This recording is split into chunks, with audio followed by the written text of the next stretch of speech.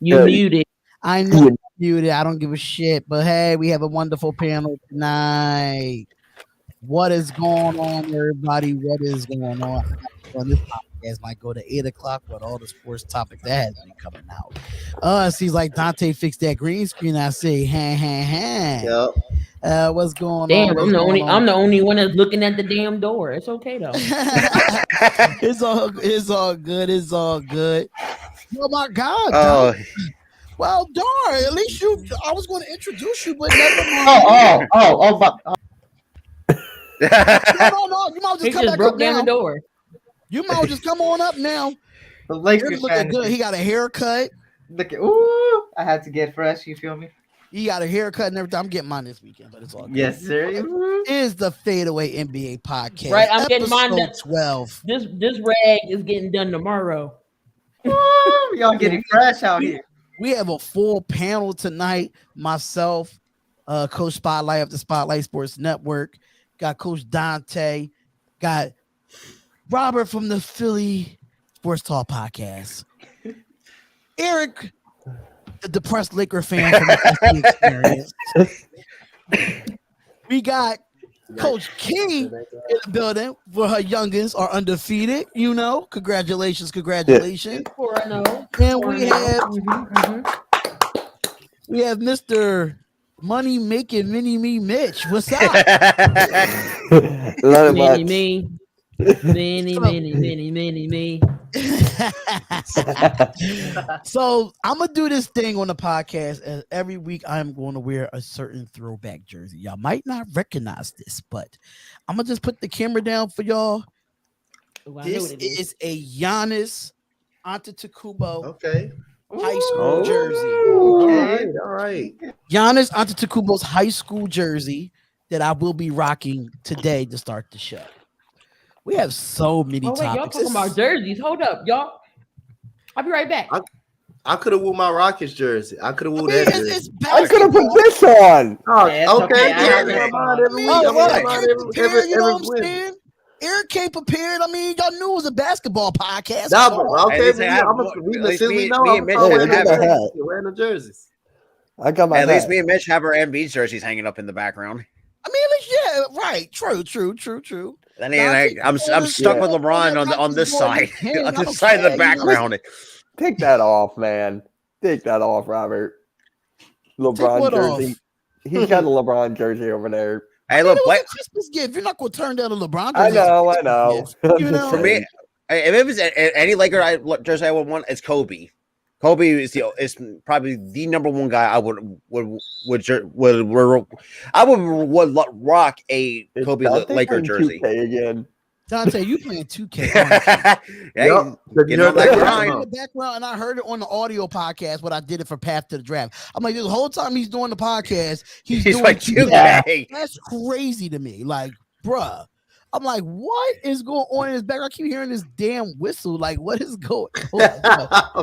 I'm waiting for Key to get back so we can get started on the topics, y'all. But before we do that, I just want to shout out to everybody in the chat, like Iris and Vlogs, our sister-in-law, which is Dante's wife, Shayna. What's going on? Our crew, J Productions.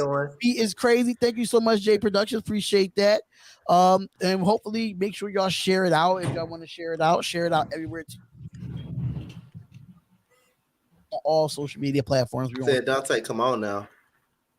So it looked like he has thrown on it looked like a San Antonio Spurs throwback, if I'm not mistaken. What is? Oh yeah. What is it? 21. Tim Duncan. Okay, Tim Duncan. Okay. I had that jersey when I was like 5. Mr. Fundamentals himself. Probably arguably one of the greatest power forwards of all time. Mm-hmm. Yeah. Mitch, when you 5, damn, you making me feel old. Yeah, when I was 5, my dad got me that as a birthday gift. He got me a Tim Duncan jersey when I was 5. And yeah. So even though I know y'all heard right before. It was his rookie year too, 99. Oh damn. Damn, Mitch, I was in high school in 99. What the hell? How old I was in 99. Yeah, I was 2. I'm not gonna tell my age. I'm gonna just Eric keep wasn't it even as around. it is. I'm gonna Eric- keep it as it is. But I was I in know high- y'all heard. I was a go freshman in ahead, high Key. school. God dang. I was a freshman in high school. I think I was in 7th grade because Key has what? How you have a couple years on me, so I was like in 6th grade. I wasn't even a thought. Yeah, I'm gonna say that. I'm gonna say that for the group chat. I cannot say that on here. Just know you were still sitting somewhere swimming. That's all I'm gonna just say. That's all I'm gonna just say. Pause. Just swimming. I didn't even say that. But- That was him who said that. That was Robert who said pause. No, that So- was Coach Spotlight. Listen, I kept it a little discreet. I'm just saying. I mean, like, if you catch on, you catch on. I'm just saying. But I know y'all heard the news earlier today about It's your mother. Pick up. Mama. Hey, Raider Gabe's in the chat. What's good? Mom's in the hospital again. Mom's in the hospital again. Hold on. All right, go ahead. So, what's going on, Raider Gabe? What's going on, man? Thank you for Yeah, tuning in. he stopped Do by appreciate it. earlier on my show as well.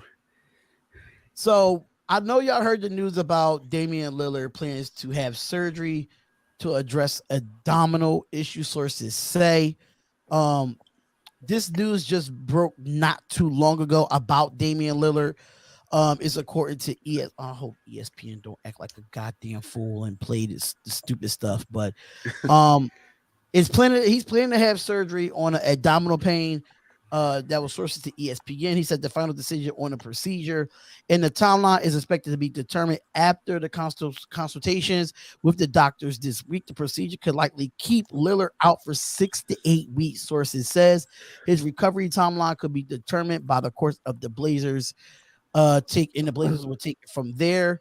Last time Lillard did play was on December 31st.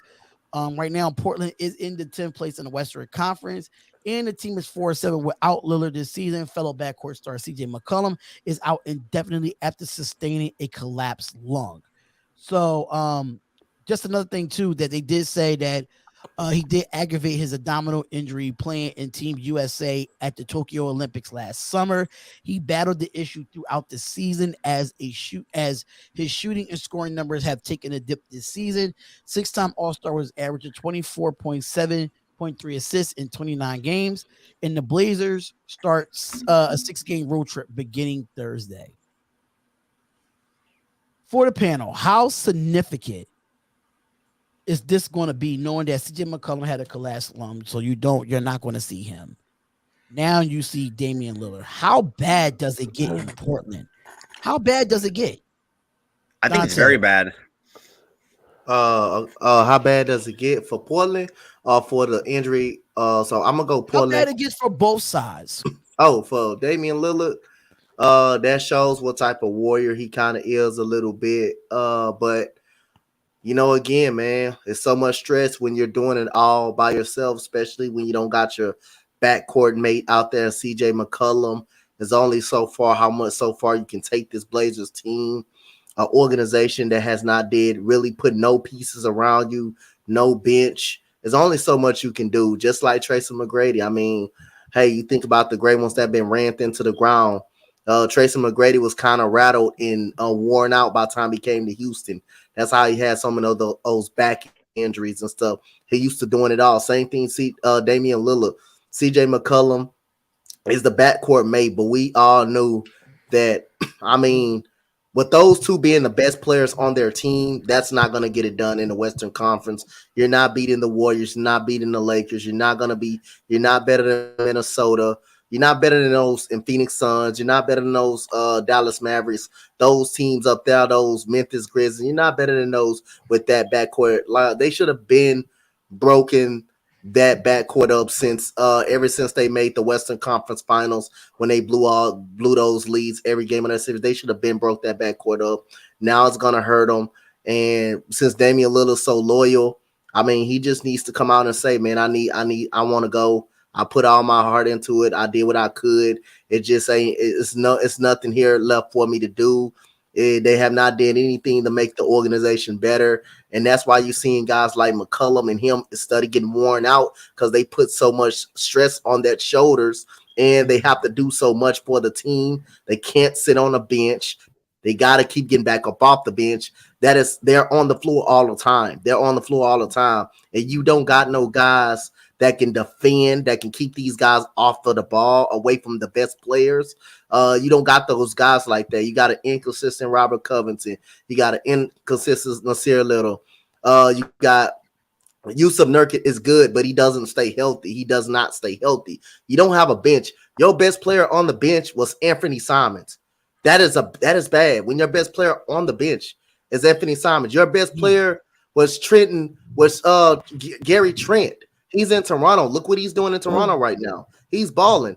They're in the playoff picture right now. I was kind of mad that Portland let him go because he definitely helped them out in that second. And then you get Norman Powell, but guess what? He's hurt all the time. So what you got in Portland, you don't have nothing in Portland. That's more stress on Damian Lillard. So again, that's why I talk about the organization all the time. That's why I say they're a joke. They have not done nothing for these guys. And I don't know why these guys still allow CJ McCollum continuously gets hurt over and over. Now you're seeing that wear and tear on Damian Lillard. Robert. I just think it's just like, I think it's bad for both sides because, like I said previously, like loyalty can get you so far in the NBA, but the fact that Damian Lillard is now out with what could be for 6 to 8 weeks with an abdominal injury, and then the fact that most of the players that can't stay healthy, you pretty much can call Portland the injury city of the NBA. I just think, Damian just needs to say it straight, like just trade me because if y'all are not gonna build around me, I think I should need out. And same thing can be said for CJ McCollum, because Nurkic, he's inconsistent with health wise. And like Donte said, like the best player you got it, Anthony Simons on the bench. That's unacceptable. Robert Covington is inconsistent as hell.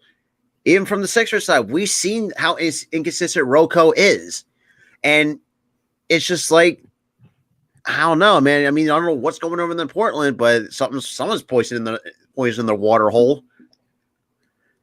Somebody pissed in the Portland Cheerios. That's how I see it. Pretty much. That's exactly how I see it. Eric, coming from you being the Western Conference, in the Western Conference with Donte and all of me, Key, Robert, and Mitch is all on the East Coast, what are your thoughts, on, Dame Lillard is getting his surgery, is going to be out 6 to 8 weeks, and what should they, how does this benefit, like, in some way? Because I just seem like, Dame, you had this abdominal pain since the Olympics, and you played through it. So just what's your thoughts on it overall? The loyalty got to his head.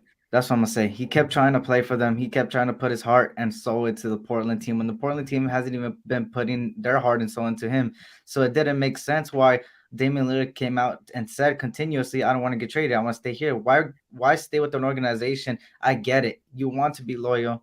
You want to be that guy to bring a chip to Portland. But when Portland is not doing everything they can to help you out, then what's the point of staying there? You feel me? So look, Donte said it all and Robert said it all. So I'm going to keep it short and sweet at the end. Portland is DONE. They are done. That's it. That organization is going to go full rebuild. They are done.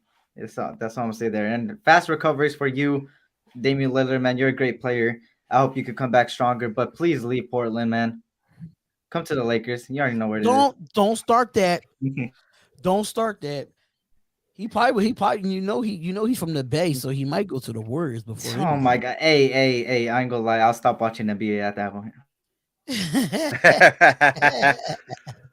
Key, let us know how you feeling about this whole situation with Dame. How you feeling? Oh, man. Portland is 16-24. Surprised they won 16 games with the team that they have. Right. Just Dame's just this loyal guy. I've said this before.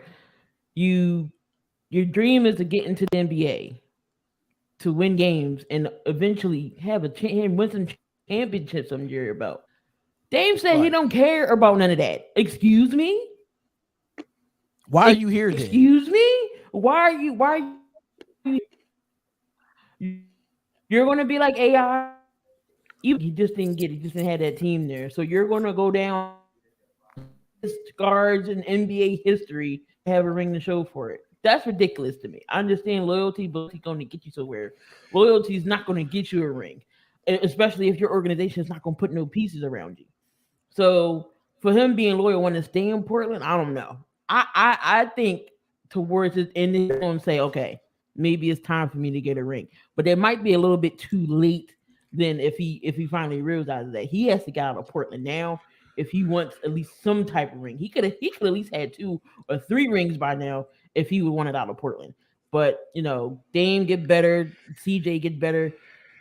Like Arku's been saying, they're not saying tank, but they gotta get some pieces in there to help Dame if he wants to stay in Portland. They gotta get some pieces around him. True. What, Mitch? Do I really have to address this comment first? No, you don't even have to address the comments. Just go ahead, man. Just go ahead, bro. All right. You got it. All right. Damian Lillard last year, he was top 5 and he was like arguably top 5, top 10 player. He's still that, in my opinion, despite having the team around him, it's bad and everything. It goes to the GM. It goes to the GM and it goes to the owners. It goes to the people upstairs. What are you looking at when you're watching the game? What are you seeing here? You see a dysfunctional team. The coach can't handle this team at all. It's just a very bad organization right now. They need to fix it up, period. In the story. David Lillard, get better. One of my favorite players, just get better. Yeah, I think his loyalty, for me, is a little bit too big at this point. I understand you wanted to give it a second chance because they got rid of their head coach and they brought in Chauncey Billups. I could completely understand you don't want to give up on this team because you want to give that coach a chance before you decide to walk out. But now you have this domino, and then CJ McCollum has these collapsed lungs, and your best 2 players on the court are no longer there. So Portland, right now, I think you just need to play the tank and regroup next season, just like Arku said. So at the end of the day, I just hope that he gets better, and I just hope that and wish that he reconsiders leaving Portland. Just reconsider it, bro. Understand it might take a lot to trade you, but if you come back 100% after this abdominal injury and this surgery, you can definitely say he can be back in the top 5 in the league. Right now, you can't even call him top 5 because he's hurt. So best ability is availability. So me personally, I just hope that he reconsiders after this injury of like, damn, like this is what I really gotta go to. Address what comments? What are you talking about, Briley Denton? I didn't see nothing that you said. He was talking about the comment I said about talking about the other comment. What about the Lakers? Yeah. Listen, when it comes to Lakers stuff, I don't have no Laker topic. So with that being said, I'm not addressing anything that comes from the Los Angeles Lakers. There's no Laker news, but one thing I can say about the Lakers that Russell Westbrook leads the league in turnovers with 59. That's one thing I can say. He leads the league in turnovers with 59. But y'all expect the Lakers to go to the playoffs with a point guard that turns the ball over at least 8 times a night. He created my background. Enough said. But we do address comments. So we do address comments. So it's yeah, we address comments. It's just that one comment, but we address them. So another story came out I saw this morning about the Brooklyn Nets. Pretty interesting story here about Kevin Durant. Are they mishandling him in Brooklyn? And I read this article in Bleacher Report, and they saying Kevin Durant doesn't want to hear about how many minutes he's playing. The subject of Durant's minutes is going to continue due to the issues for the Brooklyn Nets, who have lost 5 of their last 7 games. In the process of bringing Kyrie Irving back into the rotation, Monday night's 114-108 loss to the Portland Trailblazers that we literally just talked about came on the second of the night and back to back about 36 hours after an overtime win at home against San Antonio, followed by a 6-hour flight. So Durant did play 42 minutes in Portland after playing 43 minutes against the Spurs. On the season, he averaged 37.4 minutes per game, second only to Toronto's Fred VanVleet, where he does 37.5 minutes. It's the heaviest workload since the MVP season, which is 38.5 in 2013 and 2014. He's also 33 years old, 2 years removed from a torn Achilles, and cost him the entire 2019-2020 season, playing for a team with every intention still playing in June. Okay, so do you think the workload for Kevin Durant needs to stay where it's at? Or do you feel that they need to start managing his minutes? He played 47 minutes one night, 43 minutes the other night, back-to-back nights. One went into overtime, one didn't. Do you think it's time to have a rotation for Kevin Durant in his office? Because I mean, he's 33 years old. He's getting up there in age. Them bones start to feel different, you know? So Donte, how you feel about this? What you think the Nets to do? Are they mishandling it, or do you feel like they need to work on getting Durant lesser minutes? Well, they lost 5 straight. It looked like they goddamn need to keep him on the floor because, like I said, but again, I'm gonna say he's getting older. They do need to manage his minutes a little bit, but how much can you manage when your team is losing against teams that's not even good? And Kevin Durant just publicly basically called out the team when they lost against the LA Clippers and saying they just overlooked the Clippers. But how much minutes can you induct when they're struggling, when Kyrie cannot play home games, and you got James Harden not himself since he left the Rockets. That's why I think to some degree the Rockets kind of want to trade in some spur, even though the Rockets are kind of down, because James Harden is not himself. Because you know why? He's not getting those same calls anymore. Those swipe through calls that turned into 3-point, that turned into 4-point plays earlier in his career, that turned in that the refs will always call. He's not getting those calls anymore since they changed their rule. The man averaging his worst 22 points per game. The last time he averaged 25 his first year with the Houston Rockets. After that 25, he never averaged anything less. His scoring went up and up. Now this is by far since that first year with the Rockets, that's his low scoring average, 22 points per game. His turnovers is still up. The team is not good on defense.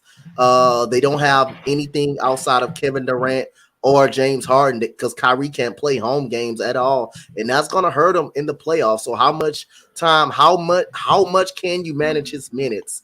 How much would that be an impact factor against the Bucks, the Red Hot Chicago Bulls, even the Miami Heat? How much can that a factor if you limit his minutes? Right now they're a struggling basketball team, and Kevin Durant called them out on multiple occasions, and I can go by, kind of to seducing his minutes.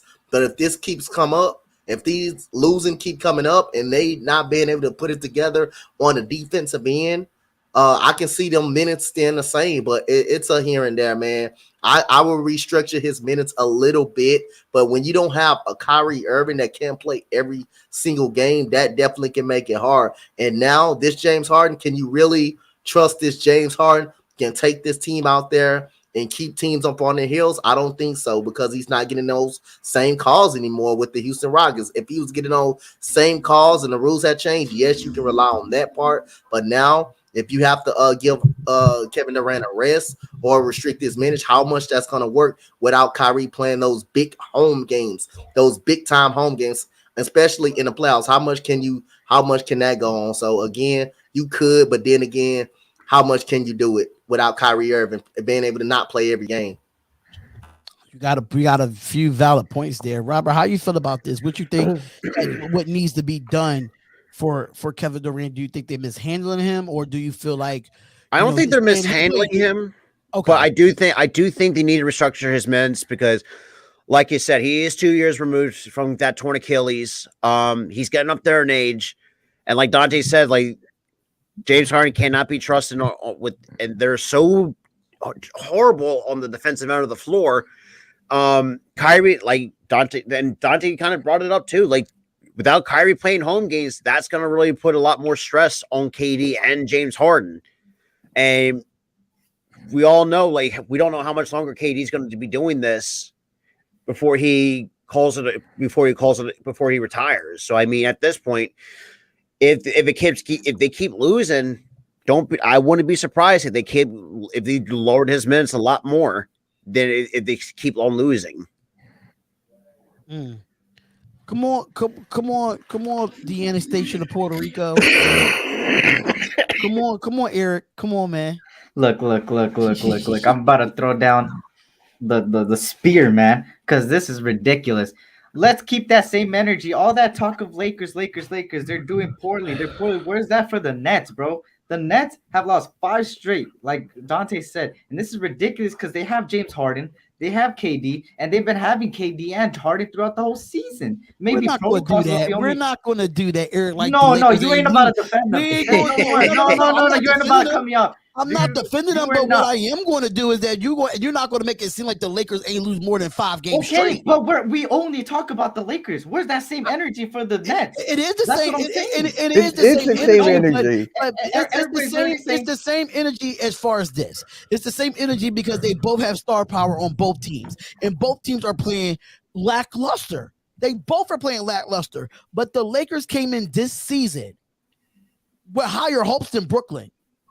And you know that. And you know why? Because of Westbrook and all the acquisitions you made in the offseason. That's why the Lakers. That's why the Lakers had high hopes because of Westbrook is dumb. That's no, it's not just. I didn't even have high hopes. All the moves that were made in the offseason. You went out and got Carmelo Anthony. You got. Look. You're a coach, right? Think of this. Your team is intact, right? You guys win the championship, whatever. You go into the next season, you get 7 new players. You don't think chemistry is going to be off rip? Don't you think? It's been analysts out there. One Shaw got it's down there past Christmas break. No, listen. How many it's past Christmas break? No, I'm not blaming on the chemistry. But I'm saying high hopes. Donte, what are you saying, bro? They should have figured it out. They should have figured it out. Listen, I'm talking about the high hopes. Listen. Like, are you gonna let me talk or what? Are you gonna let me talk or what? This is ridiculous at this point.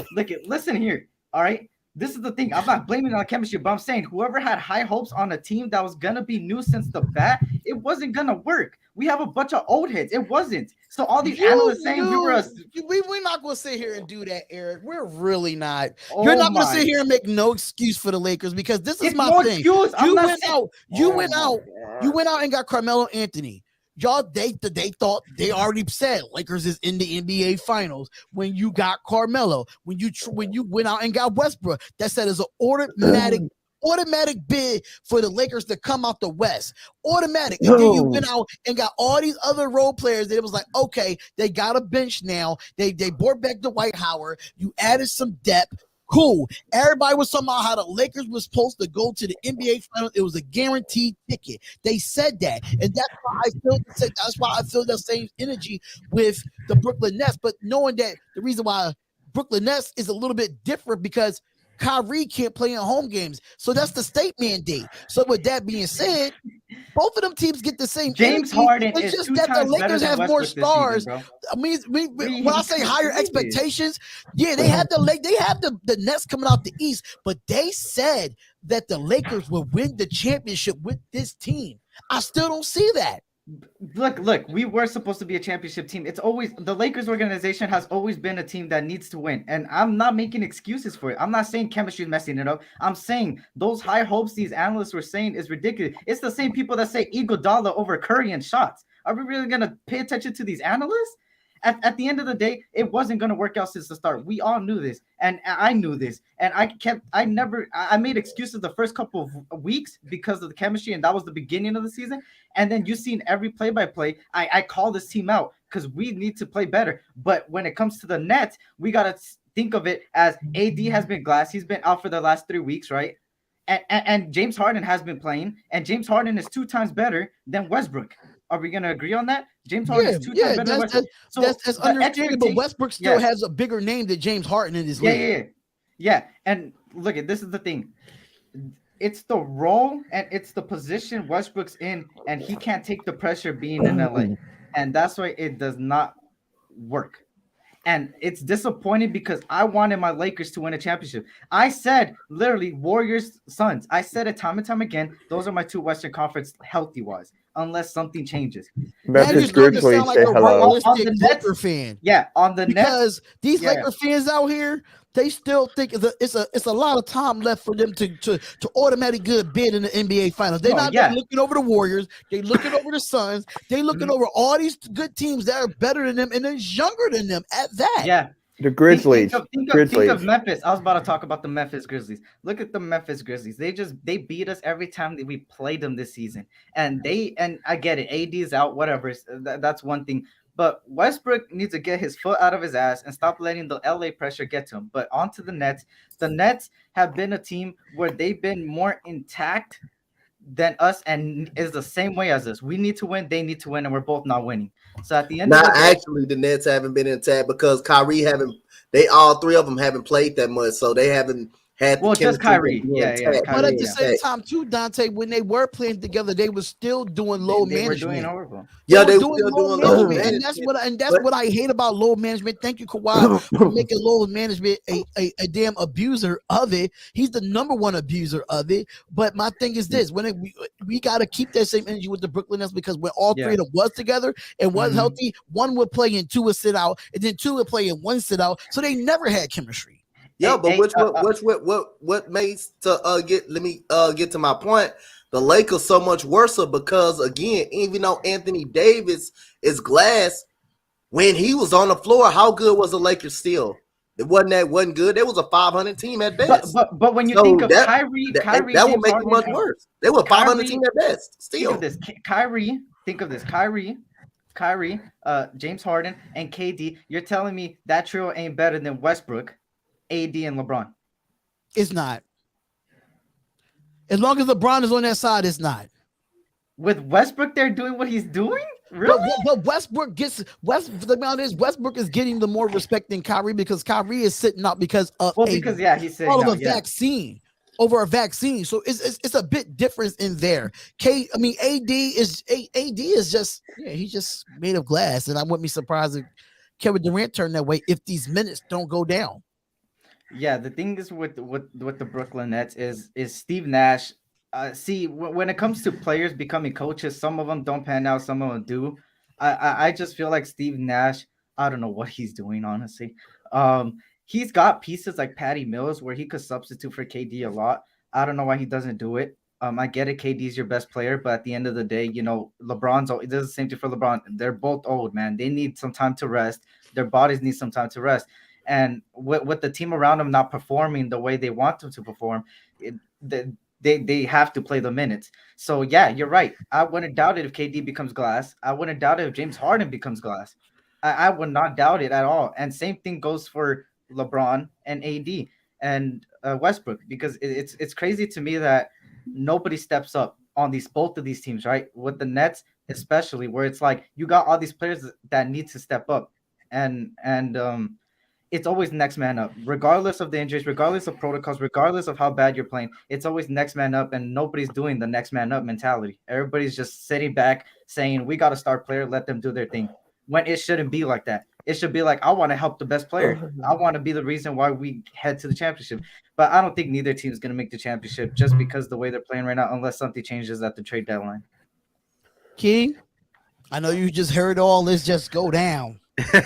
Come on, Coach Key, talk to me. What's going on? What's your thoughts? Wait, hold on. Tim Duncan, Manu Ginobili, and Tony Parker maximize load management. Really? They didn't maximize load management. Stop it, Victory. Oh Come on wait. now. Oh wait. Speaking of Victor, he said it earlier when we got Westbrook. People were saying, "Yeah, I know who you're talking about. Big play Slay. I seen his video of when Westbrook came. Yeah, I understand that I ain't they big play used Slay. a little I bit ain't of Slay. That load was my management. stream, yeah. They used a little bit of the load management, but they didn't use it to an extent like Kawhi Leonard did. Kawhi Leonard did it every other night, damn near. Wait, Because I I got think a it was quick like even load management between those three. wait. Can somebody explain to me why Kawhi is out real quick? Just quick question. ACL. I forgot. He ACL. tore his Oh. ACL. When was Was it ACL. like last year? He was like tore a his couple ACL years in the ago? playoffs last year. Oh, Okay, last year. It was last year. All right, go ahead, Key. Honestly, I don't see this big three staying in Brooklyn for long. I don't. I think KD's gonna leave. I think, matter of fact, I think all three of them gonna go. Where did they go? Who knows? Kyrie's hurting them for not playing at home because he's a part-time player. I've never seen that shit in the NBA in my life. How are you a part-time player? This is not your regular 9 to 5 when you can clock in and clock out part-time hours, only have 4 days on and 3 days off. Get out of here. So, I mean, He's treated like the WWE with It's- Brock it's Lesnar going- and it's John hurting Cena him. being part-time. Oh my god. It's hurting the Nets big time for them not playing at home because they need a bright spot at home. They need someone who's healthy at home. KD and Harden is not going to give you that back-to-back nights.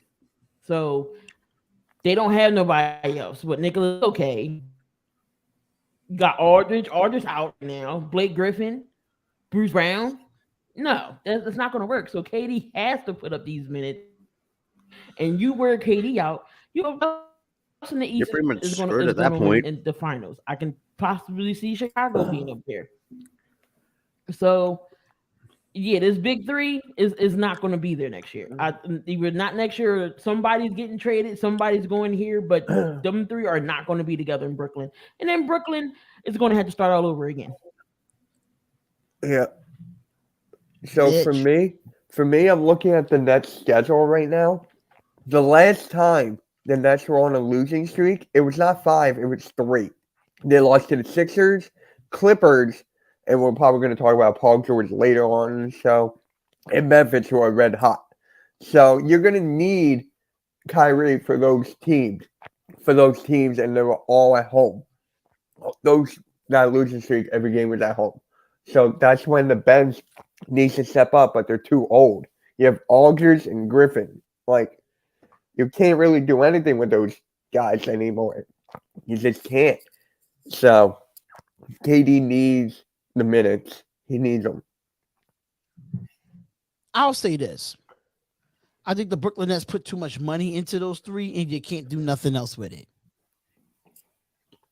That's why I think they went out and got a Blake Griffin. They brought LaMarcus Aldridge back on smaller contracts because they can't go out and get a real elite player like they want to because you have Kyrie getting paid big money just to be a part-time player. You have KD getting paid big time money and he got to play 40 minutes a game.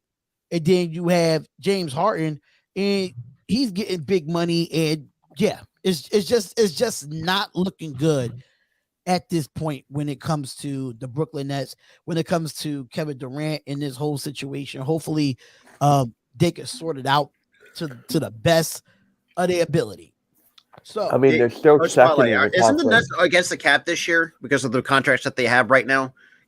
yes, So and that's a good point because like that's the reason why, and that's another thing too. Like if you can't get a superstar player because you're so screwed against the cap because you still got KD, who knows how long he's going to last. Same with James Harden and those two guys you can't really rely on. I mean, the only guy sometimes they can rely on is probably Patty Mills, but how long you're going to rely on him? They got no bench whatsoever. Blake Griffin's washed up. LaMarcus Aldridge is still decent. Harris is having a down year too. True, but the thing is, it's like the Nets. They try to buy a ring, Or but 2-year deal with them. what? Huh? Who had a 2-year What was deal? his contract? Who's? Aren't you talking about Patty? Is it Patty I'm Mills that talking you're about talking about? KD. Oh, KD? I don't know. All right, so question for the panel. He says, where do you see KD going if he leaves Brooklyn? Oh, that's a good question. The question is, I don't think he leaves Brooklyn. I think he resigns. Because that's his best chance. I mean, where else do he really need to go? Would you go bring him to the Lakers? Well, I mean, if you think about it, the Lakers just can spend money on players like they just got all this money in the goddamn world and they don't have no cap space. Shit, why not go to the Lakers? You can't maybe Sacramento to kind of help out a little bit. He ain't going no goddamn Sacramento. No, he's going to a contender. He's going to go to a contender. He's going to bandwagon like he did before after he left Oklahoma City. He'll go to Miami. I feel like Miami. Like a Miami or go to maybe Cleveland. No. Cleveland has potential. They have potential, but I don't see him going. I don't see him going to Cleveland. That's really tough because if they Chicago, if they really want to put the money out, go to Memphis. Yeah, Chicago? you know what? Memphis makes sense. You know what? I'm gonna give you a wild card. I'm gonna give y'all a wild card where I can see Kevin Durant going. His hometown, Washington. They're not so bad. With Brad, just imagine if Bradley Beal still stay there, and I think his heart in Washington. I can see him actually going to his hometown, Washington. He could have did that when he was a free agent. He decided not to do that. So technically, you are bandwagon because now the Wizards are winning, and you didn't want to go there when they wasn't winning. Now when they're winning, you want to hop there. One thing about KD, and that's what I've learned about KD, only team that he went to that he definitely had to help build was OKC. Every other team that he went to, it was already pieces around. Pretty like Golden State. I mean, a perfect example. I mean, after his Golden not his Golden State, but his OKC days with Russ, Serge Ibaka, and I guess you could probably say the same thing for Serge Ibaka after he left OKC, kind of like hopped up to what he didn't leave. He got traded. Or traded, but it's just like as soon as they blew up that team, OKC was pretty much never the same after that. And that's only at the time where actually Portland was actually pretty good in the play, knocked them out of the playoffs. So I mean, I don't know, man. I think either Miami, I think Memphis, Miami. It's going to come down to Miami or Memphis for KD. And speaking of the Memphis Grizzlies, did they get the NBA respect yet? Did they earn the NBA's respect yet? Because this is how I feel about it. They're going out and beating those elite teams on a night-to-night basis. Last night, Ja just hit the game winner to beat the Warriors. Beat the Warriors in their own fashion. So, did the Grizzlies put the NBA on notice like this the team you do not want to mess with going down the stretch? So Donte or anybody want to go first? Because me personally, the NBA gotta respect the Grizzlies now. They gotta respect the Grizzlies because they're playing to a point where Ja is the star. But who's their number 2? Who's their number 3? They don't have a super team, and they're still doing it, beating these. The Warriors kind of like a super team, but they build around it through the draft. But still, they beat a top caliber team, and they're beating team. No offense, they did beat the Lakers. They beat the Lakers. They go toe to toe with the Suns. These guys fight, man. So did they earn the NBA's respect? Did they put the NBA on notice that the Grizzlies are here? For me, well, first off, before I forget about this, there was this clip going around after Ja hit that game winner, and he goes to the camera, put some respect on my name, and he goes to the locker room. So you can tell that he demands respect. In my opinion, he's the MVP right now next to Joel Embiid, next to Curry. He's top 5. So John Morant's got my respect. The NBA needs to look at them more. But here's the thing. It's Memphis. It's not a high market team. So that's what's going to hurt them. It's not like a LA. It's not like a Philly. It's not like a New York Knicks. Or the It's Boston not- Celtics. So do the NBA need to start putting these smaller cities on notice? Because right now, those bigger cities that you just named, none of them are better than the Grizzlies right now. Yeah, I agree. They're just not a high market team, and they don't bring a lot of ratings to the ESPNs apparently. But They're getting a lot of hype on ESPN. That's they're true. from what winning. I've seen, they haven't. From what I've seen, What? Every highlight reel Yeah. Sports Center top 10 is like at least 2 or 3 Grizzlies in that top 10 of Sports Center. I was talking about their games. Are there games on ESPN? Their games is on NBA TV, which is still a high caliber network. It's still a high That's That's a caliber national network. network. Yeah, it is. It is. But when it goes more on the ESPN and they keep talking about them more, they'll get more respect. And I would not be surprised. And I'm gonna throw a bold prediction out there. If they keep being a small market and they keep playing like this, I can see the Grizzlies coming out the West. If they keep this up. That's my bold prediction. Because I feel like you don't need to have games. I don't think you need to have games and have that stardom on ESPN. John Morant is on ESPN, which I think is high. I think he's already on ESPN on the highlight reel. Yeah, As that is true. Blocking shots with 2 instead of 1 hands, dunking on people. They don't need to play on ESPN. He's all over ESPN. And Coach Spotlight, think about this too. Like, look, we all know that they play even better when John Morant is not even on the floor. That's why I think this is why keep Memphis on notice. Even like obviously John Morant is probably their number one. In my eyes, apparently you got Dylan Brooks, Tyus Jones. I mean, just to name a few off that Memphis team, that can be secondary scores. Valanciunas, Jaren Jackson Jr. Yeah, I mean, he's the number 2. I mean, to be honest, I think Memphis is really putting the NBA on notice. It's like we are here, we are contending. Despite we're a small market team, and I think they're very fun to watch. And John is just John is really something special to watch. And I think Memphis did a great job snatching him up in the draft. Here, go ahead. I'm sorry, I used up the drink. Wait, did he say me? Yeah. Yes. Are you Eric? I thought we were gonna go like Key and then me. That's why. What I'm gonna say about this Memphis Grizzlies team is they need to get some respect, and they should have got respect like a week and a half ago. I don't know why it's still being brought up here. They should have had respect a week and a half ago, maybe even farther than that, because what we've seen from this Grizzlies team is determination and a bunch of young studs trying to make a name for themselves, and they're making names for themselves. On top of that is I don't know why they ever got rid of Valanciunas. It didn't make sense to me. I think this team would have been easily a top 2 team in the West if they still kept Valanciunas there. Valanciunas was a key piece in that team rebounding. Ain't Steven Adams there too?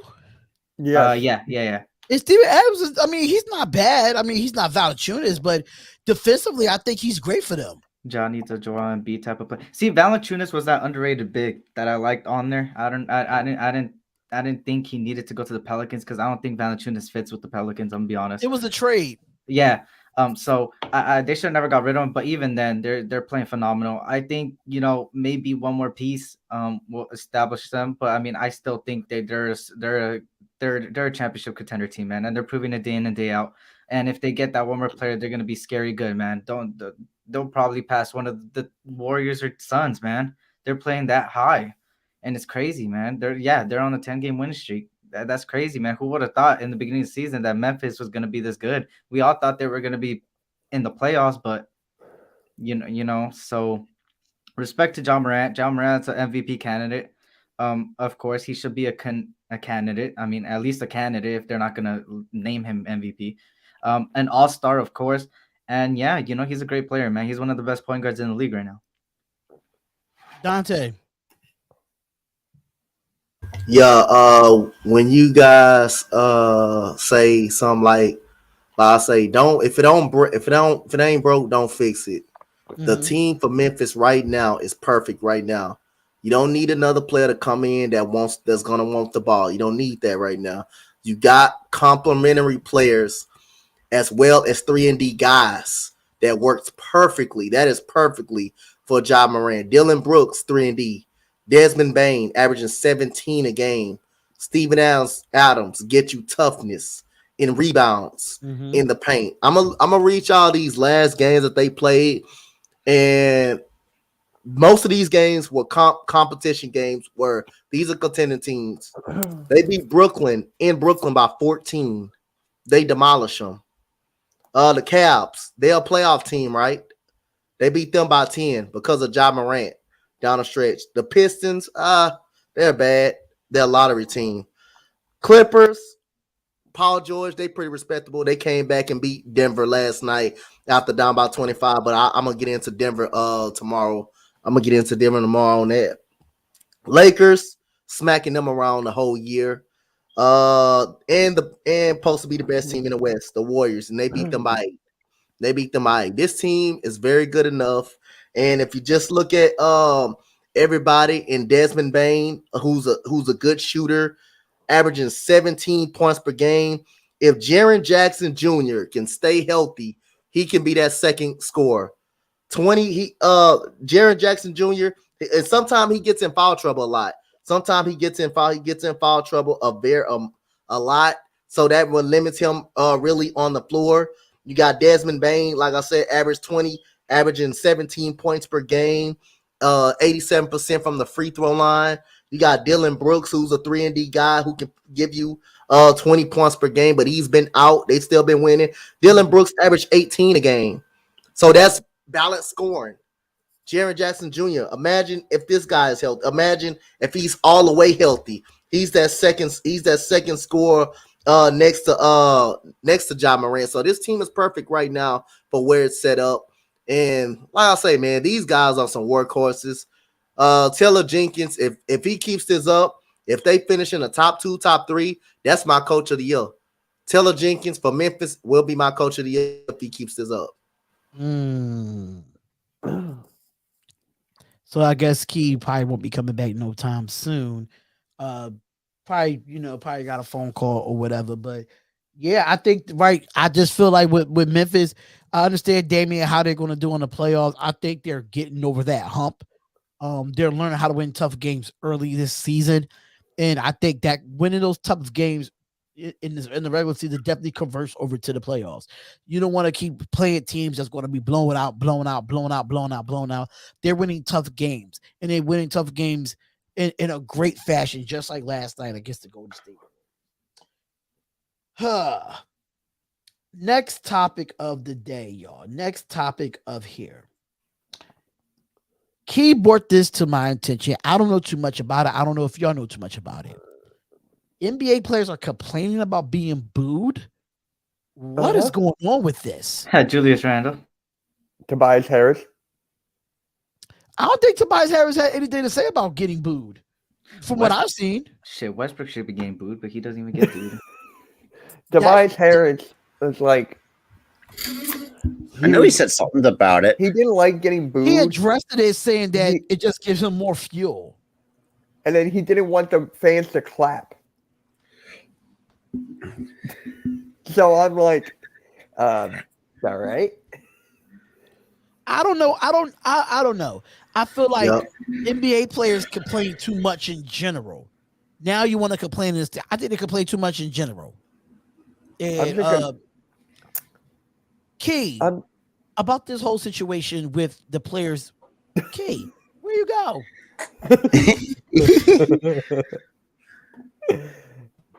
Key. I think she must have froze up. I don't know.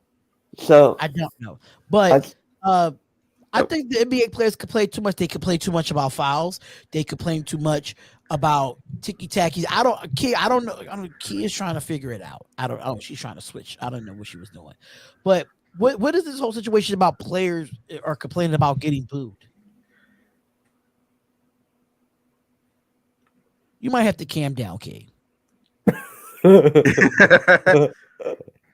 You might have to calm down because you're looking like Minecraft at this moment. Oh. I get that all the time when my internet starts to come out. I get that all the time. Yeah. Key, Can can you hear us now? can y'all hear me? Yeah, we can Yes, hear you. we can. I Now can we hear you. Yeah. Can y'all hear me? Yes. Yes. Freaking internet, man.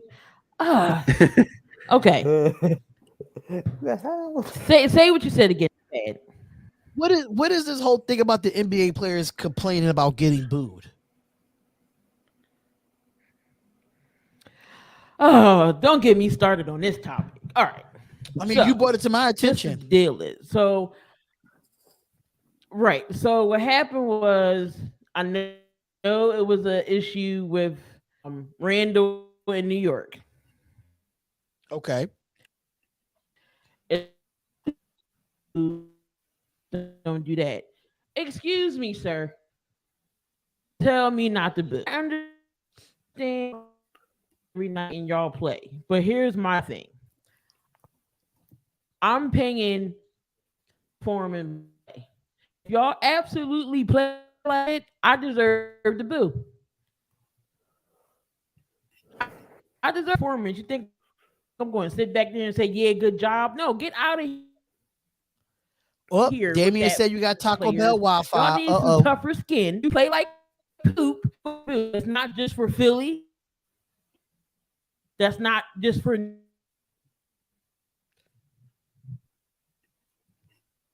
Key, I don't know what's going on, but you're going in and out now. I don't know if you got. I don't know what type. I'm of sure you VC. probably. Key, we can't hear you. You're breaking up. I don't know what's going on. It's, If you have an Ethernet cord, at least plug in your Ethernet cord, at least.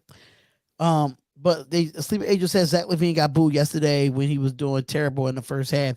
If you're underperforming, you're going to get booed. I'm sorry. That's a fact. yep. That is a known fact. You like he was saying, I could understand some of the stuff that she was saying.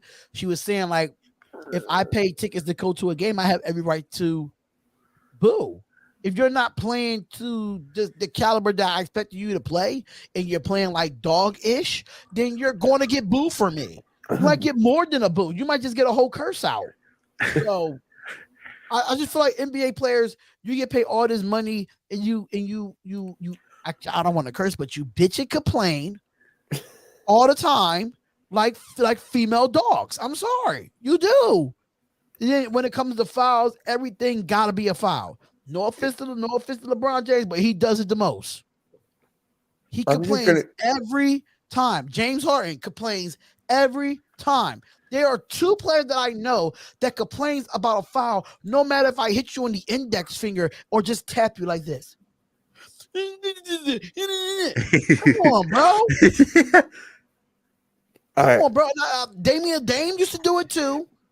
Kyrie used to do it too. It's just terrible how the NBA has gotten so soft. Like y'all got so in touch with y'all female feelings. It ain't no more masculinity in the NBA anymore. I'm just gonna say this: it's soft. This generation right now, the internet, basketball players, whatever it is, it's soft. I mean, you soft can't as really. Scott tissue. Yeah, you can't do anything. Do you guys remember when it was the OKC against the Sixers in Wells Fargo? And I don't know if it was, and Russell Westbrook got the flip off, and he was like, "Who the hell is this?" That's what NBA is. I miss that. And I was watching a documentary about that guy. He still gets recognized and asked for pictures. Key went to her phone. That's exactly what she did. That guy's a doctor, and you getting pictures like there's no tomorrow. But at the end of the day, I did rephrase it for you, Key. You know, we pay our hard-earned money to go there and watch these guys perform to the highest level, and they play like dog shit. And then we have a right to boo. When you have NBA players airballing foul shots, sorry, you're going to get booed. It's shit like that. Like Joel Embiid said it best. He said, "If I play like shit, y'all deserve to boo me. I deserve to get booed. I don't want to hear, oh, well, we professionals and we go out here, y'all go to try to do it. I bet you we'll put on a better performance than y'all professionals are so-called doing.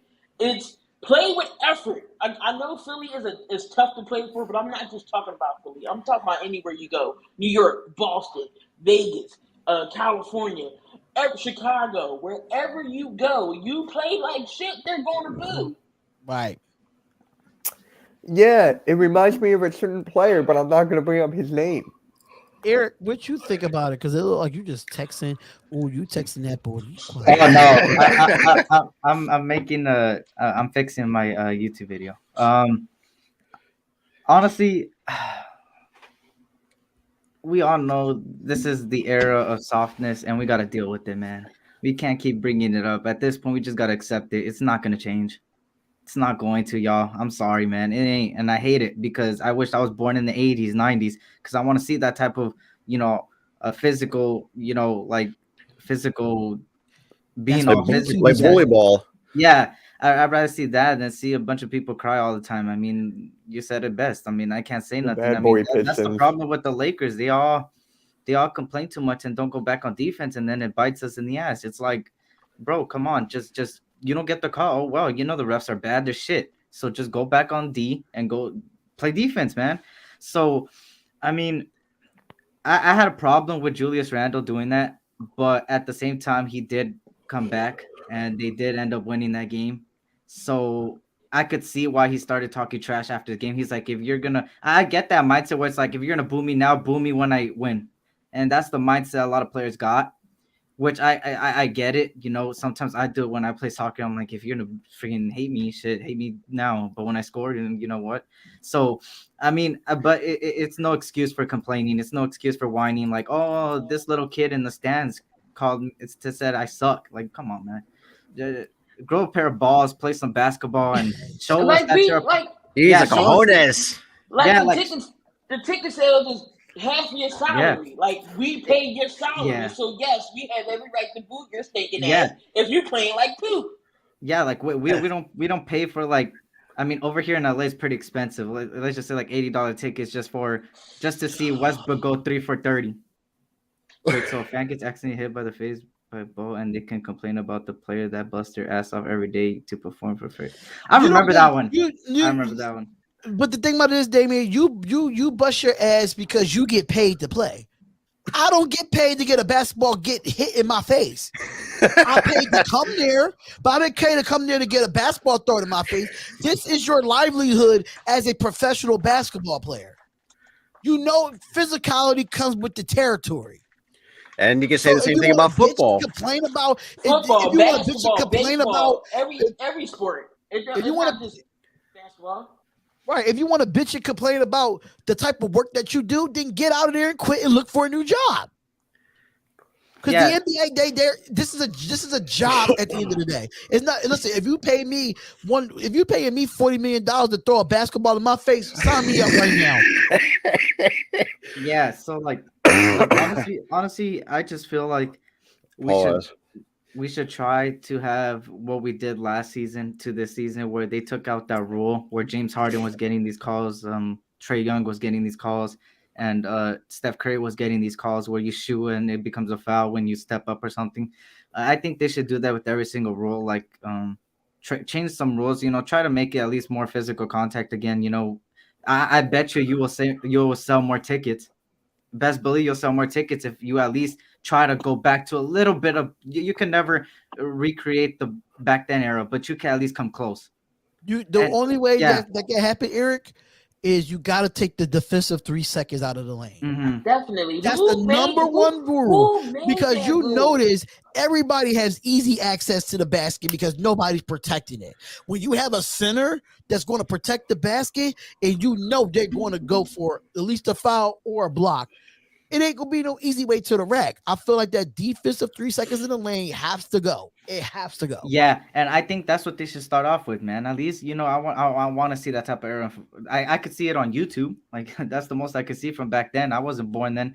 So, speaking of this, you wonder why you see a lot of LA games and Westbrook missing. You don't see nobody booing. I've seen videos time and time again where LA fans are just like, oh, and then that's it. Like, come on, bro. Boo them. Tell them they're doing shit. That's why I don't go to games, because I know I'm going to get removed. They removed my brother the other time when he was booing. LA is, oh my God, you're fucking. It's like you're getting kicked out of a game for booing. Like, that's ridiculous. Yeah, it's like, bro, come on. It's Like you not. can't, It's not like a you little can't league talk, like game. you can't talk trash to the players. Like that's Yeah, whack. it's like Westbrook, you're doing shit. I'm gonna tell you, you're doing shit. Step up, man. Shit, maybe it'll put some fire on your ass. And if you want to pull a Ron Artest, let's go. Facts. So NBA players just man the hell up. Just man the hell up. All right, so we got a ranking to do, y'all. This is going to be interesting. Oh shit. Oh shit. We have a ranking to do. Ranking the NBA 10 biggest disappointments halfway through the year. Oh shit. Oh my god, I want to. Fuck, that's gonna be tough. Is I the don't Lakers even want to hear one? this shit, bro. Is the Lakers one? Stop trolling, Mitch. So the first one says number 10. It says for number 10 that the NBA is missing too much talent. And they saying that meaning that for what I feel here is that, you know, about the whole Klay Thompson thing, you know, no Kawhi Leonard, no Zion, no Jamal Murray, no Jonathan Isaac, no TJ Warren, among players who have season-ending debuts delayed by injury. Ben Simmons haven't suited up, an unfulfilled trade request. They have so many things talked about on here. It says nothing can be done about this, but it wouldn't feel right if we ranked it higher. But even about 12 out of the 10 on a bummer scale is definitely needed for an acknowledgement. So number 9 was the breakout that wasn't. And I know what we're talking about here. The breakout that wasn't. We're talking about the Denver Nuggets, who entered the 2021-2022 season with the buzz that they had. The guy, what's his name? Michael Porter Jr.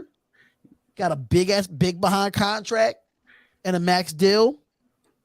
And the most improved player award was his to lose. And it was. No Jamal Murray. Jokic is doing it by himself. Injuries are unfortunate when it comes to that part, but it's definitely particularly a disappointment. The Nuggets just have not played up to par, and you know Porter, and they do badly need him, just like Murray. But Porter can fall the victim of the same thing previously that troubled them. So basically, that's what it was. It's a lot of different things that they have on here. Like number 8, they have like the Bakers backtracking on offense, talking about the New York Knicks here between Julius Randle and Kemba Walker. They talked about how they're all right, but they're kind of like in a disappointment in some sort. They're definitely not better than what they was last year. And the reason why they say this is because New York spent money in the summer for buckets. And if you look at these contracts, Randall, 4 years, $117 million. Derrick Rose, 3 years, $43.6 million. Alex Burks, 3 years, $30 million.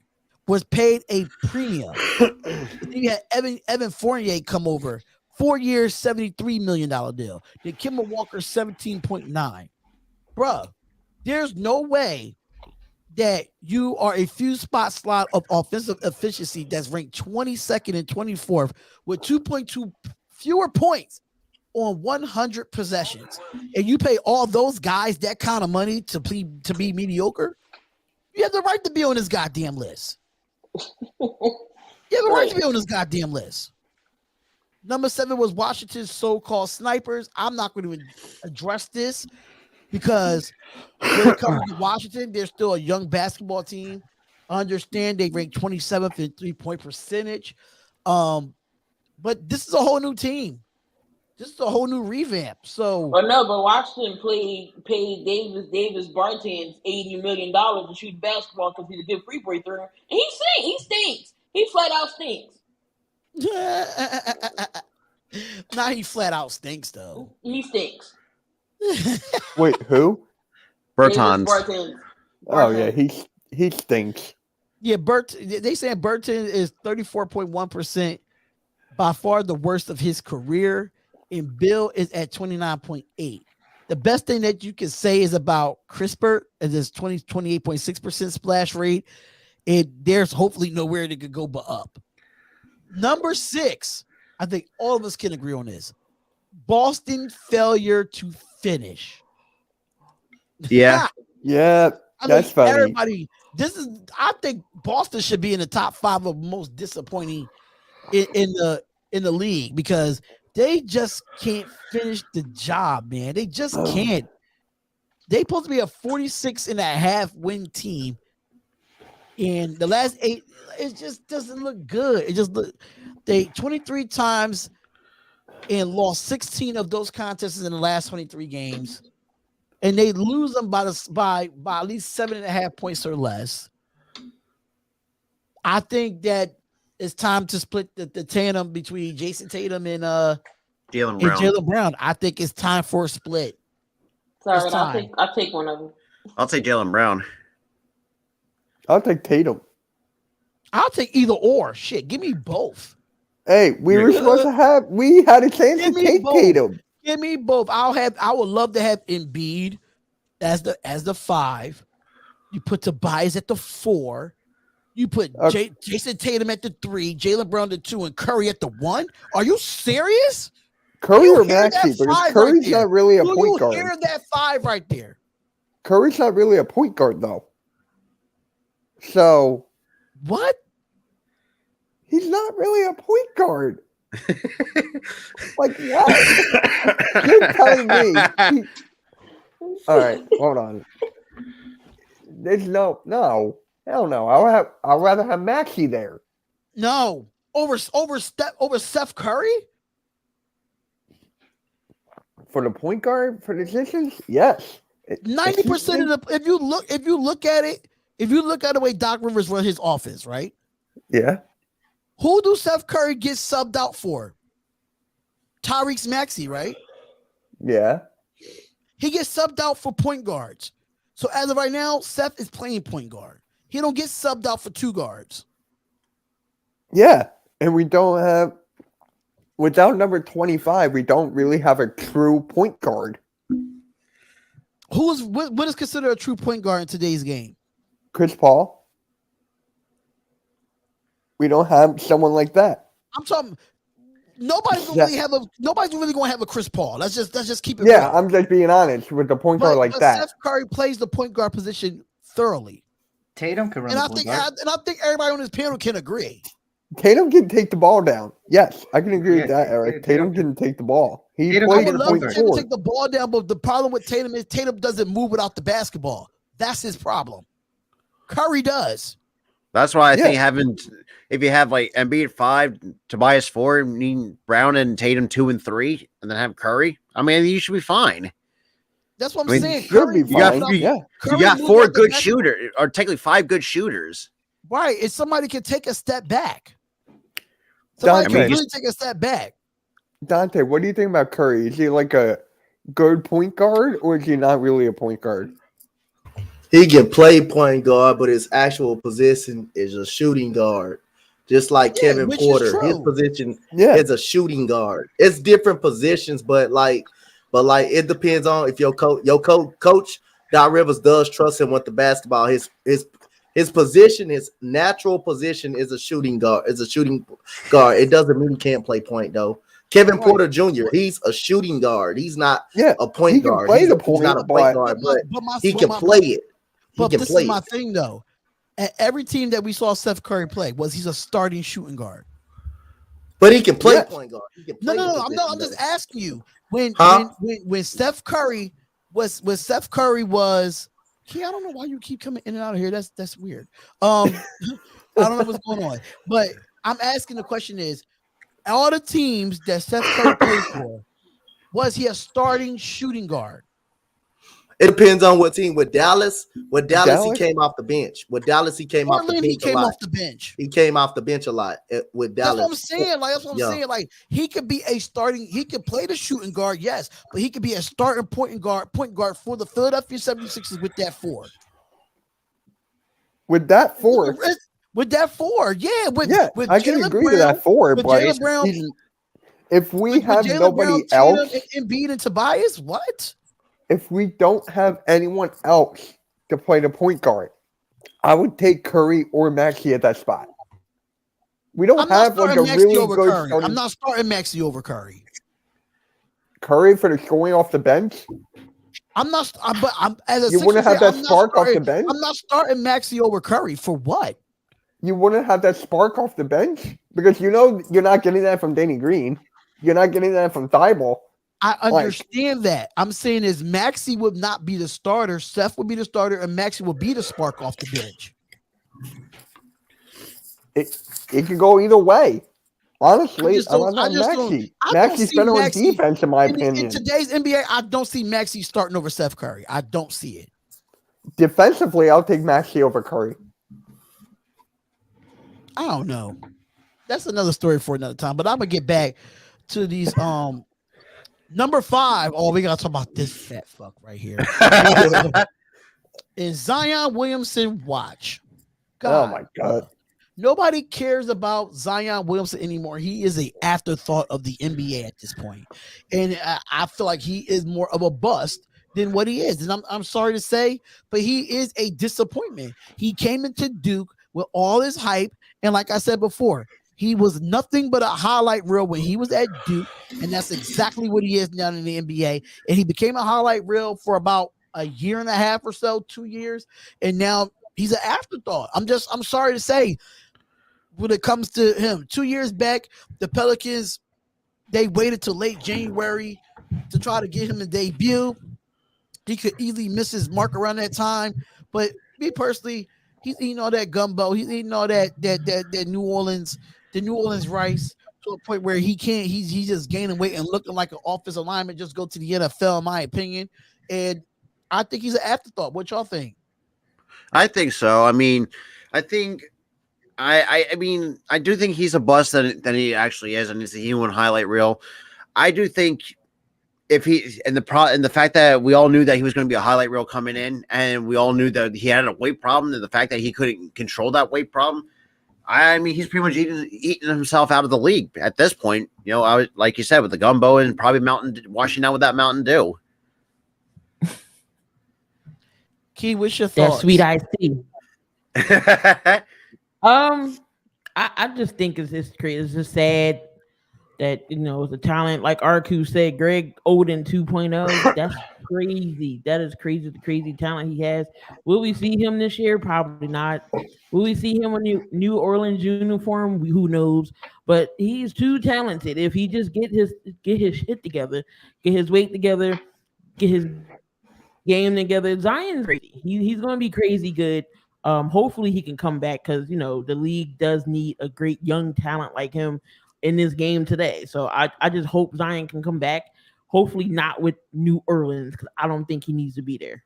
Get Brandon Ingram out of New Orleans too. Get him out of there. All right. Eric, you want to come back for this one, buddy? It says for number 4, the super team stuck in a play-in tournament.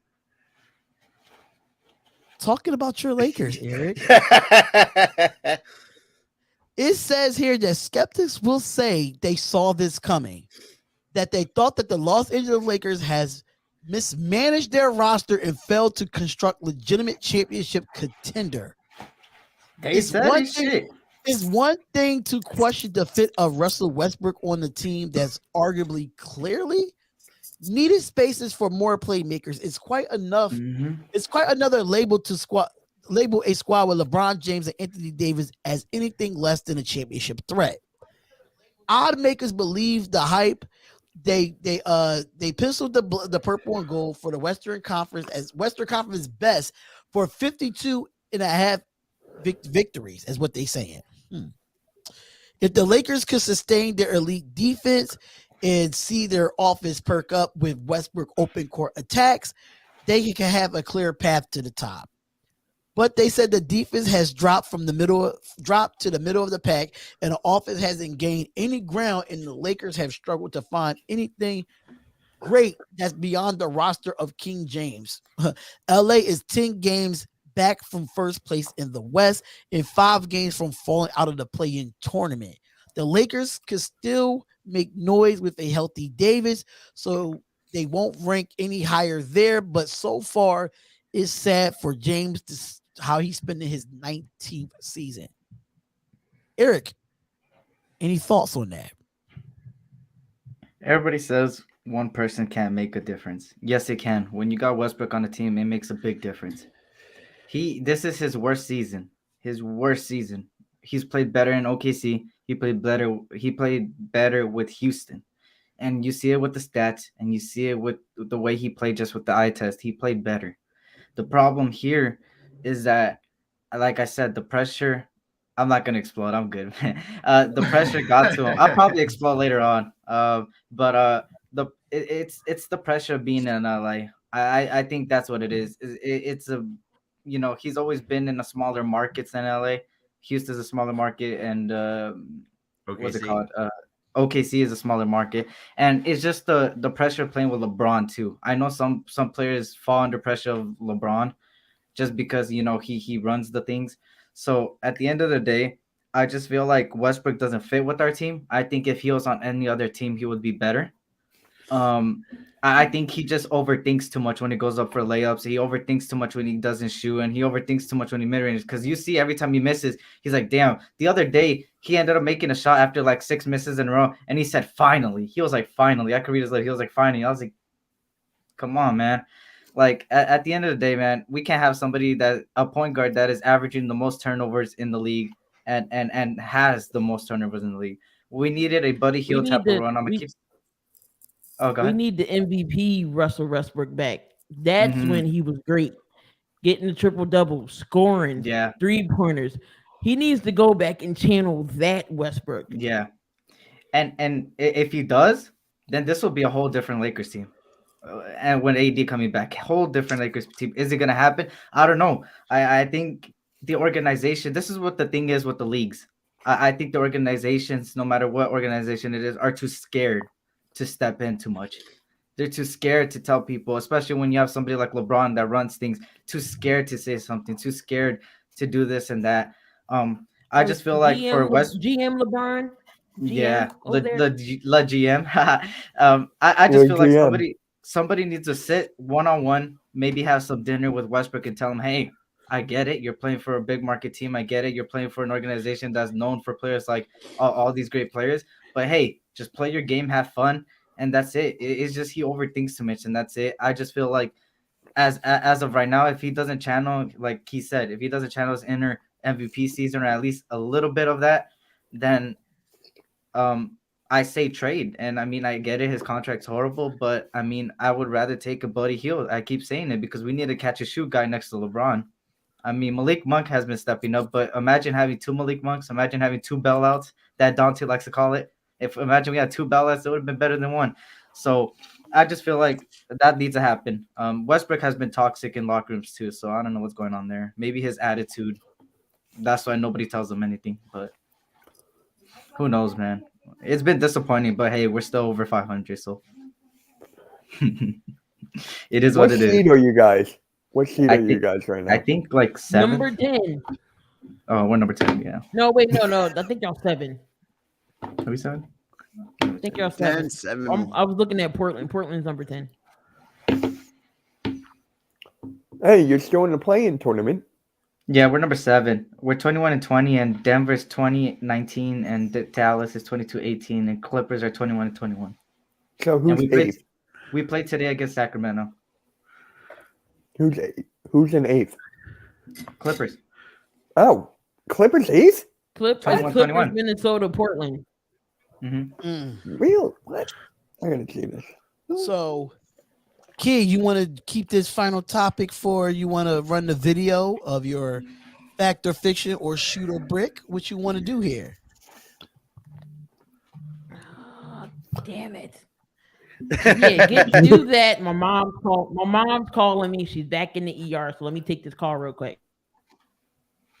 I don't have any of the topics for it though. That's right. Westbrook just needs to calm down, slow things down. He's moving too fast and not allowing himself to settle. Yeah. And that's the Now thing. I gotta wait for Key to come back because I don't have any of those topics. This is not just in basketball too, Eric. No, there's Paul George.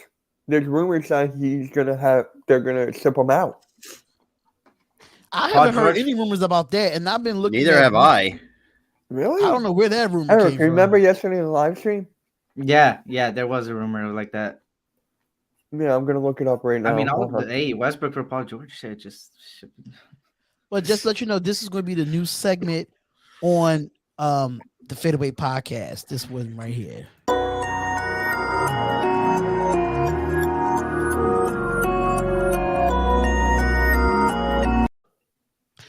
Shoot or Brick is going to be the own version of 7200 Seconds podcast, Facts or Fiction. Key has the topics for that, but I can't even say anything about it. So with that being said, I'm just going to go straight into the topic that I have. Oh, Key is back. All right. Awesome. I'm And sorry, you're my muted. mom is in the ER. She just found out she is she got hit with Rona. So Yeah, what? she got hit with Rona. Oh, darn. Damn. Oh shit. And actually, that sucks. But Y'all played the video.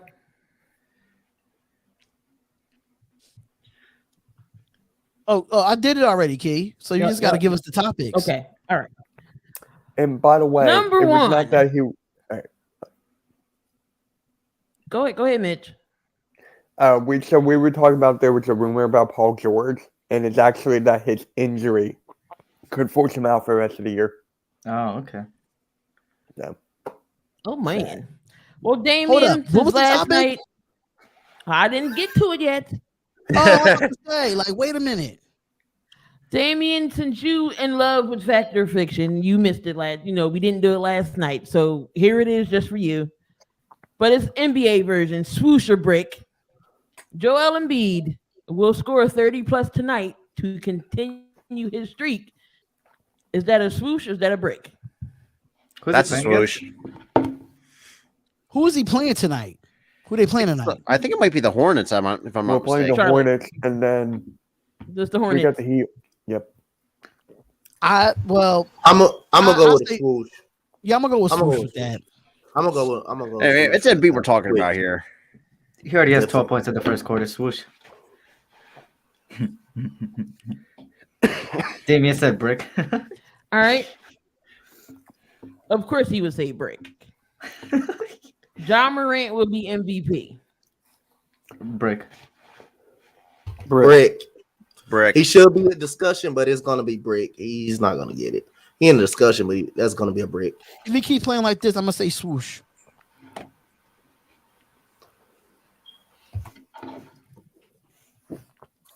So Chauncey Billups, I forget it was a couple days ago. He said Kyrie Irving is the most skilled point guard in history. Is that a swoosh or is that a brick? Hold up, he said what? That Kyrie is a good. Well, Kyrie Irving is the most skilled point guard in history. That's a brick. That's a brick. that's a brick. That's a brick. Kyrie's not even better than AI or not. Dwayne Wade. So how are we going to even do that? Well, they were not. Dwayne This Wade's a is- shooting guard. but still, Dwayne Wade played both. But still, did. it's still a brick, regardless. Brick. I- We're I'm- saying I'm- all the time now. We're talking about the Isaiah Thomases of the world. Like I'm The trying Steve to Kerrs see of who the world. Chauncey Billups is saying he's putting him in front of. Like, that's blasphemous to me. Because you know why? Because Kyrie have that street ball mentality type of basketball. He just brought it back to the NBA. So they're going to compare him to at least like the Allen Iversons of the world. We were just talking about him. Will Zion Williamson play this season? Brick. Brick. Brick. Zion ain't playing this season. This is a double brick. All right, and Pretty much make a house of it. the last swoosh of brick. Will Russell Westbrook be traded? Brick. I don't believe he would. I don't believe he will. I'm not gonna lie. I just don't believe. If LeBron wants him up out of there, LeBron would get Westbrook up out of there. I would just say brick. I don't think we'll Wait, see a hold on. trade of Hold Westbrook. on, Eric. I don't Stay like think- that.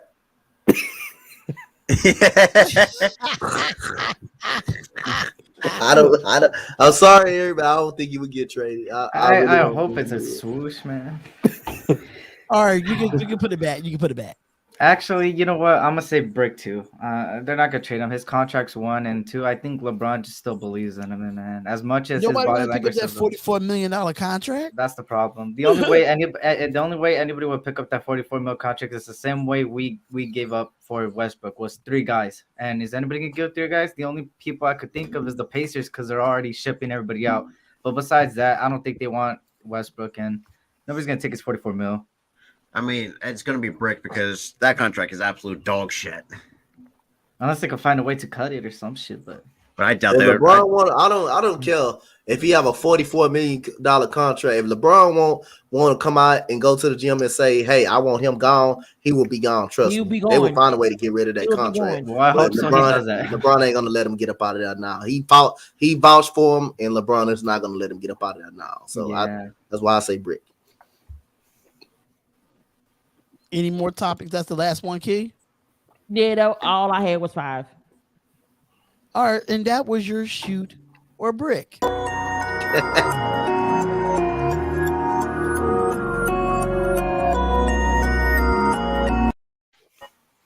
That sounds like it sounds really spooky in some sorts. AD would get traded before Westbrook.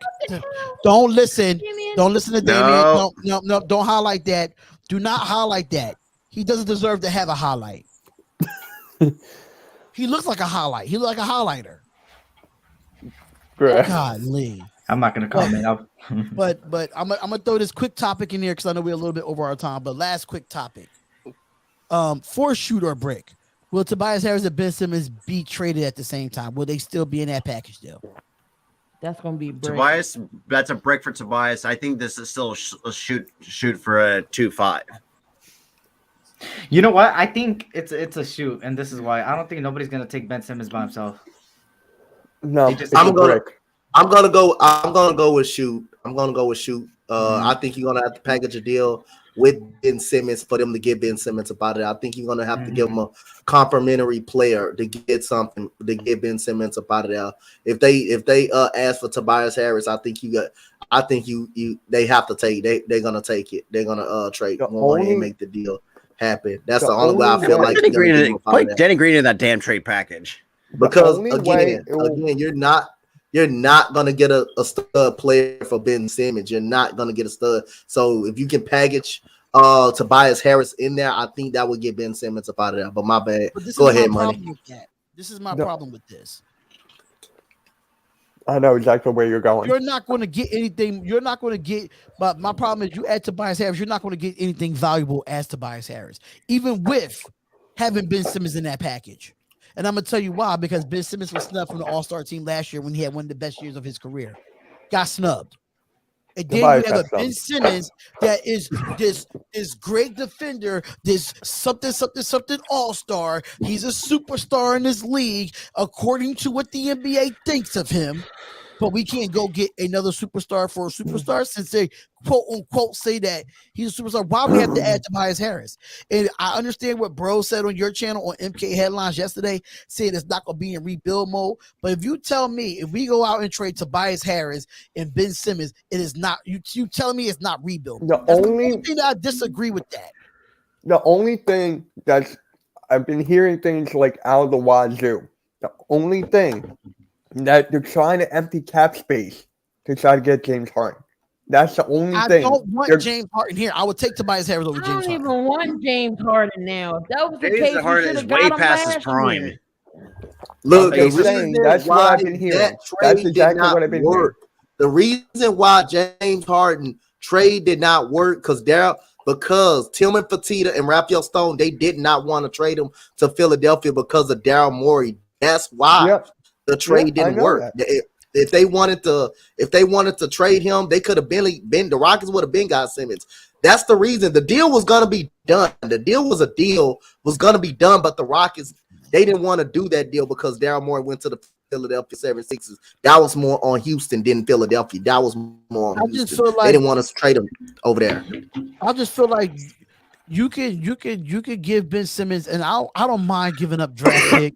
because we don't draft fucking well in the NBA anyway when it comes to the Philadelphia 76ers. We don't draft well. I don't care. We give up this year's, next year's, the following year, and the following year. I don't care. We give up 6 draft picks in a bench player in Ben Simmons for a superstar. I do not care at this point because the Philadelphia 76ers as an organization never drafted really well. The best draft that we ever had was Joel Embiid since Allen Iverson. And I'm just going to be real. Hey, Coach, what you said? Y'all gonna waste the picks anyway, huh?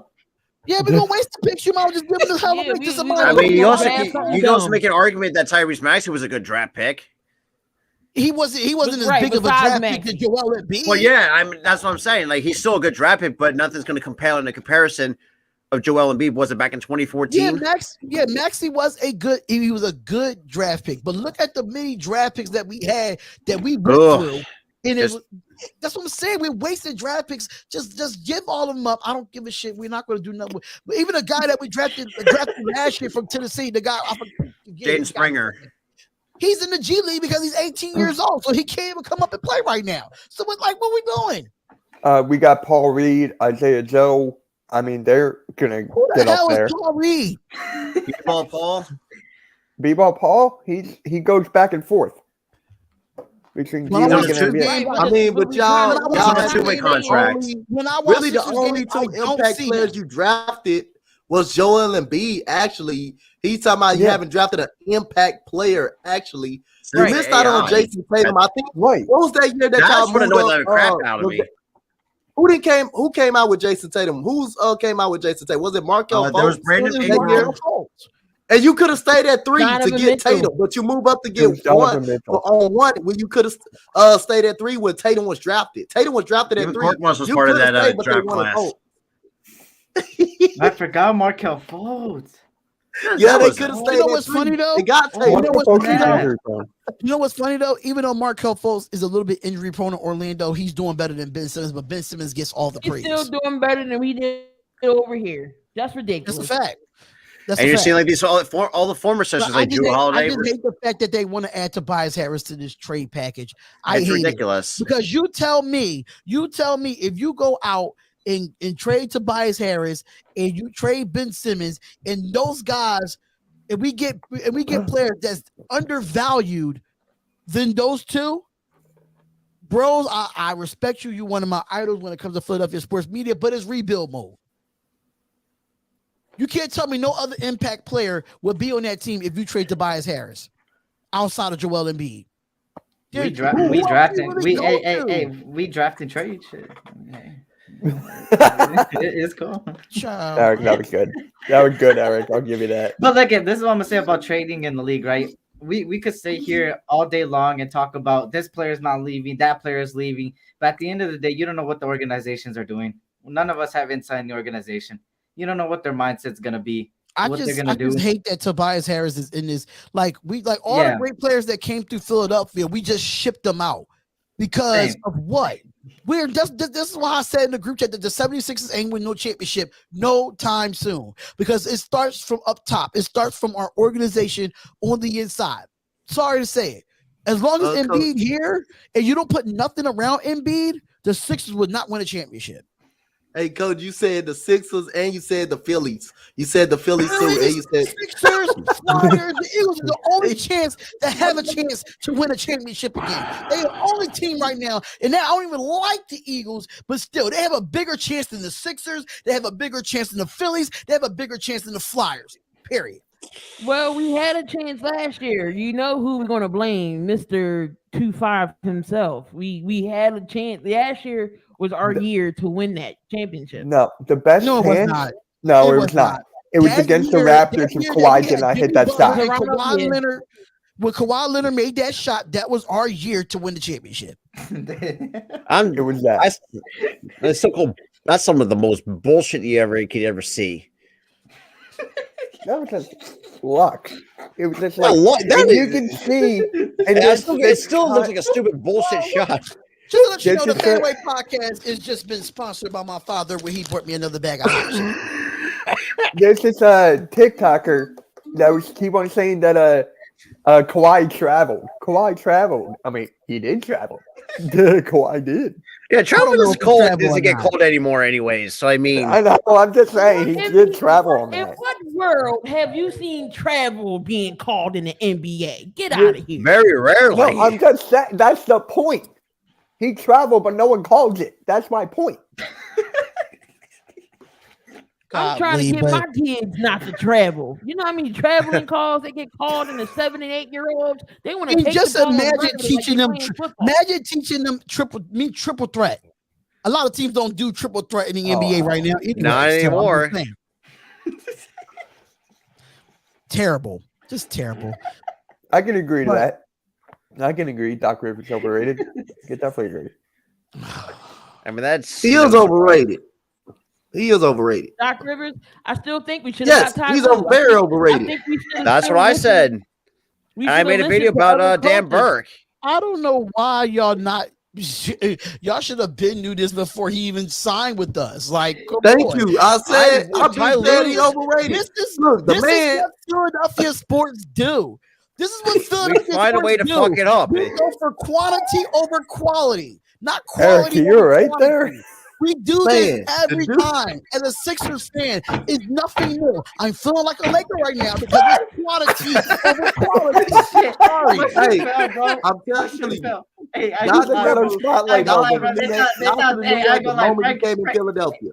Y'all I should ain't gonna lie, have You need to go back and screen record that. Eric laughing. He blew a 3-1 lead in Orlando. He blew a 3-1 lead in Orlando, a 3-1 lead against Houston. He blew a lead against with the Clippers against Portland.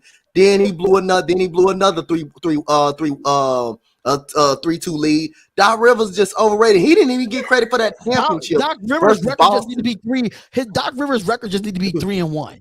3-1. That's his record. That's his Hey, record. that's what I say, because I actually made a video about Dan Burke and how much the team looked a little bit better under Dan Burke when Rivers was in health and safety protocols. His rotations was smarter. Yeah, and that's what I'm saying. Like, this is why the Lakers is the same thing. Frank Vogel's an absolute dog shit of a coach. Same exact rotations. I mean, he's like, whoa, he's kind of overrated. Like, I don't know how. The Sixers are screwing themselves because we gave up Monty Williams for Doc Rivers. We gave up Monty Williams and we fucking traded Mikal Bridges. Bro. Question. We traded Mikal Bridges. To answer Anthony Price's question, Harden's can't get gonna nice retire things. without a ring. I don't think Harden's going to get a ring. No, I doubt it. Harden's not going to get a ring. He's going to go to the Hall of Fame without a ring. Eric, What are you laughing at? Look, I get my Lakers coach sucks, but dude, what organization in the world would not look at Doc Rivers and be like, he's gonna be the person to turn this organization around? He couldn't do it with the Clippers. That was his best chance of winning. That Clippers team was better than what they performed in the playoffs, and that was all because of Doc Rivers and some injuries by Chris Paul. But besides that, it was Doc Rivers. What led to they lost, that 3-1 loss, they blew.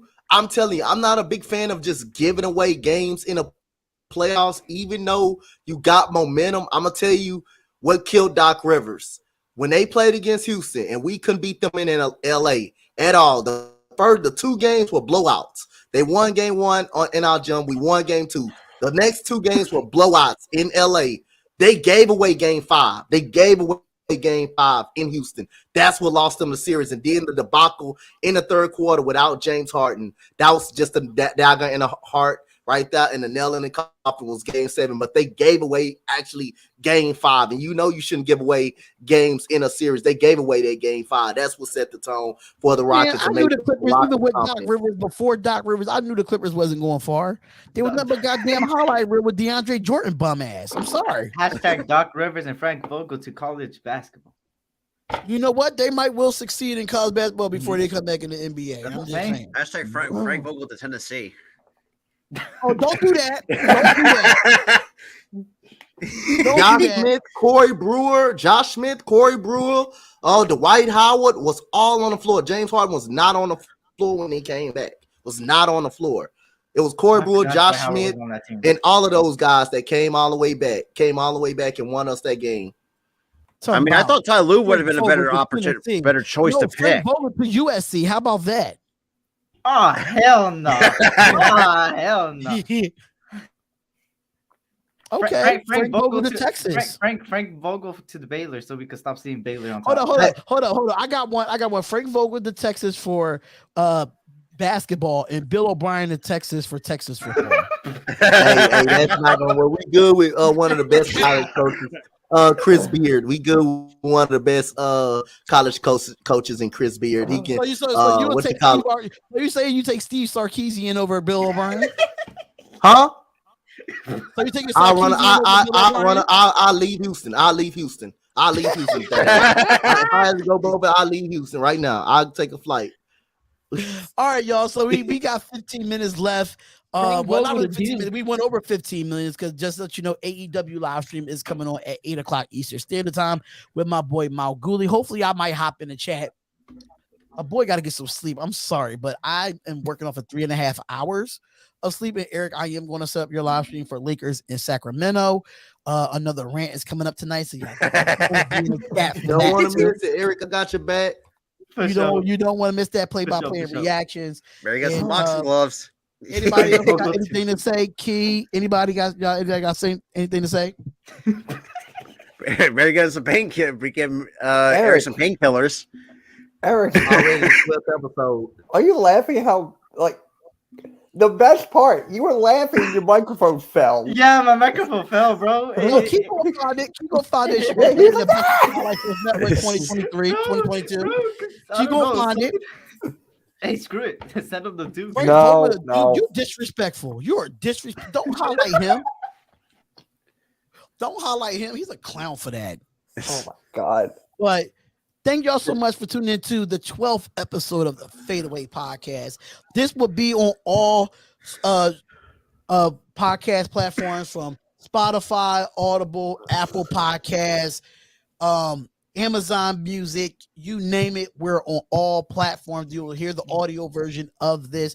Just let you know, the audio versions are up for Path to the Draft, 7,200 Seconds Podcast, MK Headlines, Philly Sports Talk Podcast will be up tonight on all those platforms as well. So make sure y'all give us a rating, 5 stars, 4 stars. It definitely helps us out as much as possible. Listen to it on your way to work or whatever. So we just hope that y'all come and support us just at Spotlight Sports Network for all the streaming platforms. So with that being said, y'all, we're not answering that question to next week. So make sure you have that question next week, Damian. I'm not answering nobody questions, so I'm just gonna say no comment. So, I was gonna say one city, just like one word. Vegas. That's it. Mm-hmm. To Vegas. Mm-hmm. Vegas. So with that being said, y'all, peace, love, and blessings. We see y'all back at 8 o'clock Eastern Standard Time, and I think it's 10:30 for Lakers in. Yeah. Okay, 10:30 Eastern Standard Time. All right. I'm pretty sure it is. Yeah. All right, y'all. We're out of here. Peace out. Love y'all. See y'all on the next podcast. We're out of here. Later.